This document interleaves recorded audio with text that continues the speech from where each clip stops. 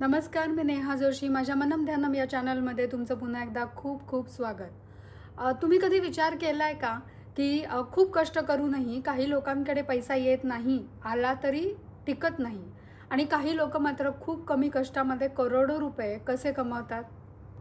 आपल्याला वाटतं की पैशाचा संबंध फक्त बिझनेस स्ट्रॅटेजीज, मार्केटिंग किंवा नशिबाशी असतो. पण हे पूर्णपणे खरं नाही आहे.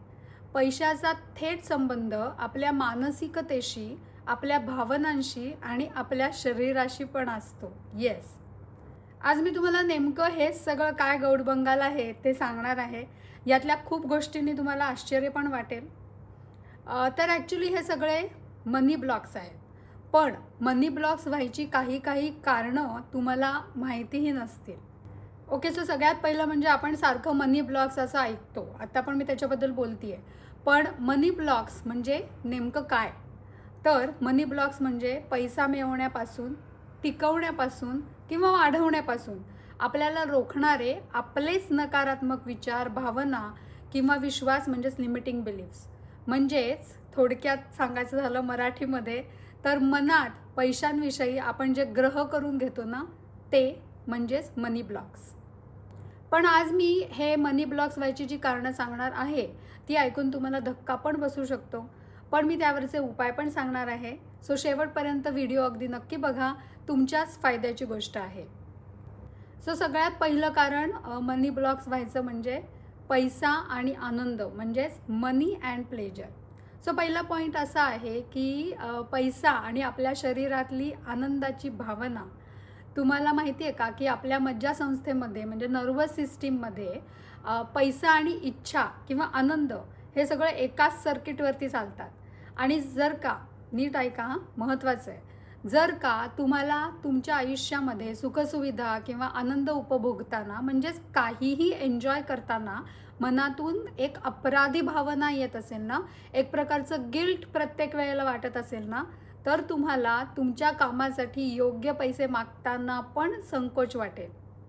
हाच आहे तुमचा मनी ब्लॉक, ज्यामुळे तुम्ही योग्य पैसे मिळवू शकत नाही आणि ते टिकवूही शकत नाही. दुसरा महत्त्वाचा मुद्दा आहे पैसा आणि आपले वडील, मनी अँड फादर. वडील आपल्या आयुष्यामध्ये स्थिरता, आत्मविश्वास आणि एक मजबूत बेस म्हणजे मजबूत पाया घेऊन येतात, बरोबर? आणि जर का तुम्ही तुमच्या लहानपणी तुमच्या वडिलांचे पैशांचे व्यवहार खूप कष्टाचे बघितलेले असतील किंवा त्यांचे वारंवार कुणाशी पैशांवरून होणारे वाद बघितले असतील, तर मग आपल्या मनामध्ये कष्टाशिवाय पैसा नाही किंवा पैशामुळे वाद होतात असा चुकीचा समज अगदी नक्की तयार होतो. तसंच वडिलांशी असलेलं रिलेशन पण यात महत्त्वाचा रोल प्ले करतं. जसं वडिलांकडनं प्रोत्साहन मिळत असेल तर मीही माझ्या आयुष्यामध्ये काही करू शकेन असा आत्मविश्वास आणि आर्थिक बाबतींमधली निर्णय क्षमता आपली ती पण वाढते. वडिलांच्या ऊर्जेचा आपल्या मनातल्या पैशांच्या ऊर्जेवरती खूप जास्त प्रभाव पडतो. खूप महत्त्वाचा पॉईंट आहे हा. आता महत्त्वाचा मुद्दा ज्याचा तुम्ही कधीच विचार केला नसेल की पैसा आणि आपली आई, मनी अँड मदर.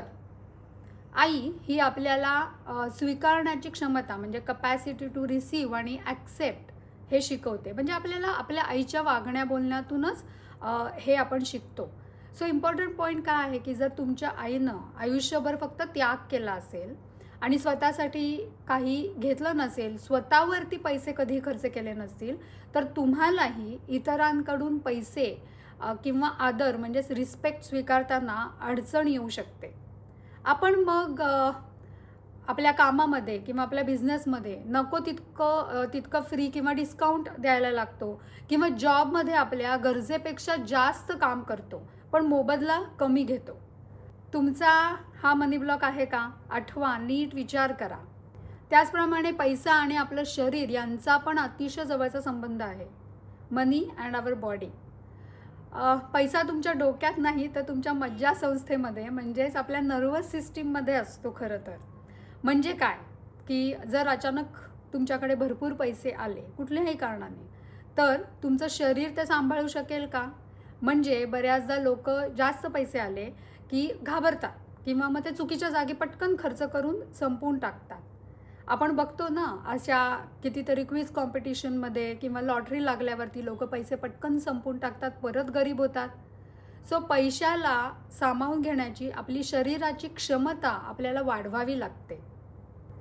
आता पुढचा ब्लॉक म्हणजे तुमची स्वतःबद्दलची भावना, म्हणजेच तुम्हाला तुमच्याबद्दल वाटत असणारं सेल्फ वर्थ. हे सेल्फ वर्थच तुम्हाला गरीब किंवा श्रीमंत करू शकतं. जर एखाद्या व्यक्तीला मी पुरेसा किंवा पुरेशी नाही आहे, चांगला नाही आहे, मी यशाचा किंवा भरपूर पैशांसाठी पात्र नाही आहे, असा जर का खोलवरती विश्वास असेल, म्हणजे त्याला आपण ह्या सगळ्याला वर्दी नाही आहोत असंच वाटत असेल कायम, तर ती व्यक्ती नकळतपणे चांगल्या संधी नाकारणं किंवा कमी मानधन स्वीकारणं किंवा स्वतःच्या कामाची योग्य किंमत न मागणं या प्रकाराने वागू शकते आणि त्यांना आलेला पैसा टिकवण्यात सुद्धा अडचण येते. पण या उलट ज्यांचा सेल्फ वर्थ चांगला असतो ना, त्यांना आपल्या कौशल्यांवरती, आपल्या स्किल्सवरती अधिक विश्वास असतो. त्यामुळे ते आपल्या कामाचा योग्य मोबदला अगदी सहजपणे मागू शकतात, आत्मविश्वासाने सहजपणे आर्थिक निर्णय घेऊ शकतात आणि उत्तम आर्थिक नियोजन करू शकतात आणि अर्थातच श्रीमंत होतात. काही वेळेला लोकांना स्वतःचं प्रॉडक्ट किंवा सर्व्हिस विकताना लाज वाटते. त्यांना वाटतं की लोक काय म्हणतील, लोक हसतील का आपल्याला. लक्षात ठेवा, तुमची ही लाज आहे ना, हीच म्हणजे हा जो संकोच आहे तुम्हाला, हाच तुम्हाला गरिबीमध्ये ठेवतोय. जेव्हा तुम्ही ही लाज सोडाल तेव्हाच तुमच्यासाठी पैशाचा मार्ग मोकळा होईल. आता खूप इम्पॉर्टंट मुद्दा सांगतेय. पैसा आणि गिल्ट हा अतिशय कॉमन असा दिसणारा पॉईंट आहे, खूप महत्त्वाचा पण आहे. मनी अँड गिल्ट. तर अनेकांना काय वाटतं की मी जर का खूप श्रीमंत झालो तर माझे मित्र किंवा माझे नातेवाईक हे माझ्यापेक्षा मागे राहतील. हा अपराधीपणा, हे गिल्ट आपल्याला परत परत शून्यावरती घेऊन येतो. तुमचा विकास हा दुसऱ्याचा पराभव नसतो हे समजून घेणं इथे महत्त्वाचं आहे. या बाकीच्या लोकांपेक्षा तुमच्याकडे जर का जास्त पैसा आला तर तुम्हाला गिल्टी वाटण्याची मुळीच गरज नाही आहे. म्हणजेच काय थोडक्यात, की पैशांच्या एका लेवलवरून दुसऱ्या लेवलवरती आपल्याला जायचं असेल तर आपल्या जुन्या गरिबीच्या किंवा मध्यम वर्गीय जो मानसिकता आपल्यामध्ये असते त्याचा अंत करावा लागतो. महिन्याला 50,000 कमवणारा माणूस आणि महिन्याला 5 लाख रुपये कमवणारा माणूस, या दोघांची विचार करण्याची प्रत्येक गोष्टीच्या बाबतीतली पद्धत ही पूर्णपणे वेगळी असते. ती समजून घेणं महत्त्वाचं आहे. शेवटचा महत्त्वाचा पैलू, पैसा म्हणजे खरं तसं पाहिलं तर एक नोटच आहे कागदाची, पण खरी किंमत आहे ही तुमच्या मूल्याला, म्हणजे तुम्हाला व्हॅल्यू असते. समोरच्या माणसाला तुमच्या कामाची किती गरज आहे यावरून त्याची किंमत ठरते. तुमचं काम अमूल्य आहे हे आधी तुम्ही स्वतः मान्य करा तुमच्या स्वतःशी. हे जेव्हा तुम्हाला स्वतःला मान्य होईल आधी, तेव्हा समोरचा माणूस पण तुमची योग्य ती व्हॅल्यू करून तुम्ही सांगाल तो मोबदला तुमच्या कामाचा नक्की देईल. सो जर तुम्हाला तुमची आर्थिक परिस्थिती बदलायची असेल तर फक्त जास्त काम करू नका, तर तुमच्या मनातल्या आतल्या या पैलूंवरती सुद्धा तुम्हाला काम केलं पाहिजे. सो यापैकी कोणत्या भावनेवरती किंवा विचारांवरती तुम्हाला काम करण्याची गरज वाटते, तुमच्या मनातल्या त्या भावना चेंज कराव्याशा वाटतात, ते मला कमेंटमध्ये अगदी नक्की सांगा. आणि मी आधी सांगितल्याप्रमाणे ह्याच्यावरती उपाय काय आहे ते पण मी तुम्हाला आता सांगणार आहे. लवकरात लवकर हे ब्लॉकेजेस किंवा हे ब्लॉक्स क्लिअर कसे करायचे यासाठी आपल्याला आपल्या सबकॉन्शियस माइंडवरती काम करावं लागतं. कारण हे ब्लॉक्स आपल्या सबकॉन्शियस माइंडमध्ये, म्हणजेच आपल्या अवचेतन मनामध्ये घट्ट दडून बसलेले असतात. अर्थातच आपण आत्ताच बघितली कारणं ब्लॉकेजेस व्हायची ही, म्हणजे हे ब्लॉक्स आपल्या बालपणातल्या किंवा भूतकाळातल्या अनुभवांमुळे सुप्त मनामध्ये आपल्या खोलवरती रुजलेले असतात. हिप्नोथेरपीमध्ये याच आपल्या सबकॉन्शियस माइंडवरती काम केलं जातं. हिप्नोथेरपी म्हणजे संमोहन उपचार. यामध्ये अगदी कमी वेळामध्ये आणि अगदी प्रभावीपणे यावरती काम करता येतं. कसं ते मी तुम्हाला आत्ता थोडक्यात सांगते.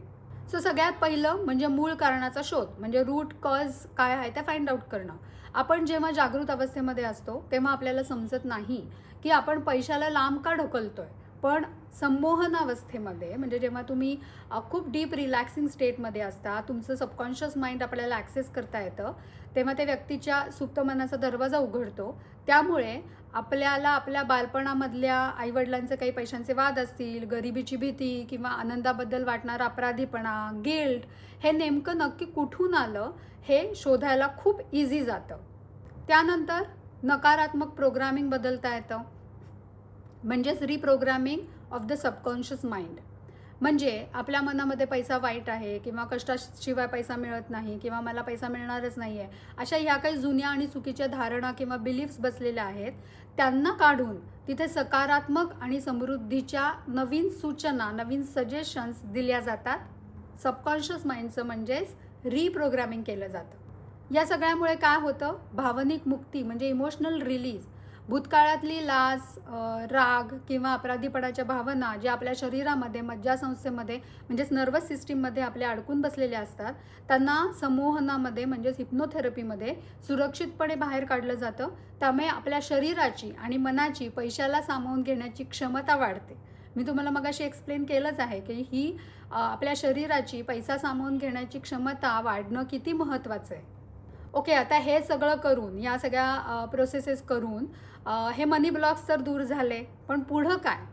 तर पुढची स्टेप म्हणजे आपली नवीन ओळख स्वतःला पटवून देणं, म्हणजेच आयडेंटिटी शिफ्ट. तर हिप्नोथेरपीमध्ये फ्युचर प्रोग्रेशन ही एक प्रोसेस असते. ह्यामध्ये त्या व्यक्तीला त्याच्या आर्थिकदृष्ट्या सक्षम आणि आत्मविश्वास असणाऱ्या रूपाची अनुभूती दिली जाते. म्हणजे त्याला ते चित्र दाखवलं जातं, त्याच्या सबकॉन्शियस माइंडमध्ये ते चित्र फिक्स केलं जातं. त्यामुळे काय होतं की जुन्या लिमिटेड बिलीफ्स असणाऱ्या आपल्या मनातल्या आपल्या जुन्या पर्सनॅलिटीचा अंत होतो आणि नवीन समृद्ध व्यक्तिमत्वाचा स्वीकार करणं आपल्या मनाला म्हणजे आपल्या कॉन्शियस माइंडला अगदी सहज शक्य होतं. तर थोडक्यात सांगायचं काय, तर हे जे ब्लॉक्स बुद्धीनं किंवा विचार करून वर्षानुवर्ष सुटत नाहीत, ते हिप्नोथेरपीमुळे सुप्त मनाच्या पातळीवरती अवघ्या काही सेशन्समध्ये कायमचे नष्ट होतात. आणि मग अर्थातच समृद्धीचे नवे नवे मार्ग तुमच्यासाठी खुले होतात. बरेच वेळेला ह्या मनी ब्लॉक्सबद्दल जेव्हा क्लायंटशी डिस्कस करत असते, त्यावेळेला लक्षात येतं की हे मनी ब्लॉक्स कदाचित पूर्वीच्या आधीच्या कुठल्या तरी पास्ट लाईफमधनं आलेले आहेत. तुम्हाला आता माहितीच आहे, मी सर्टिफाईड हिप्नोथेरपिस्ट आणि पास्ट लाईफ रिग्रेशन प्रॅक्टिशनर आहे. आणि त्याच्यामुळे जेव्हा हे माझ्या लक्षात येतं की कदाचित हे ब्लॉक्स पास्ट लाईफमधनं आलेले असू शकतात, त्यावेळेला पास्ट लाईफ रिग्रेशन करून तिथून त्याची कारणं माहिती केली जातात आणि तिथेच त्यांचं हिलिंग केलं जातं, ते ब्लॉक्स दूर केले जातात. आणि मी मगाशी एक्सप्लेन केल्याप्रमाणे फ्युचर प्रोग्रेशन करून एक नवीन आयडेंटिटी शिफ्ट त्या माणसासाठी आपण नक्की करू शकतो.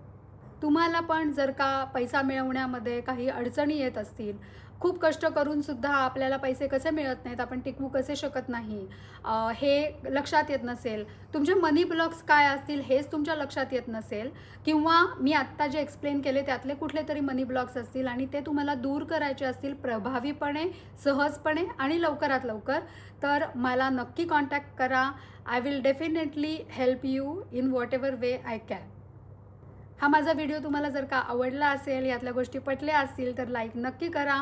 कमेंटमध्ये नक्की सांगा की तुम्हाला नक्की कुठले मनी ब्लॉक्स आहेत आणि ते तुम्हाला दूर करायचे आहेत का. तसंच हा माझा व्हिडिओ तुमच्या नातेवाईकांशी आणि मित्रमंडळींशी पण शेअर करा, जेणेकरून त्यांनासुद्धा ही माहिती मिळेल आणि त्यांनासुद्धा यातून बाहेर येता येईल. आणि अजूनही माझ्या चॅनलला सबस्क्राईब केलं नसेल तर सबस्क्राईब पण नक्की करा. थँक्यू. धन्यवाद.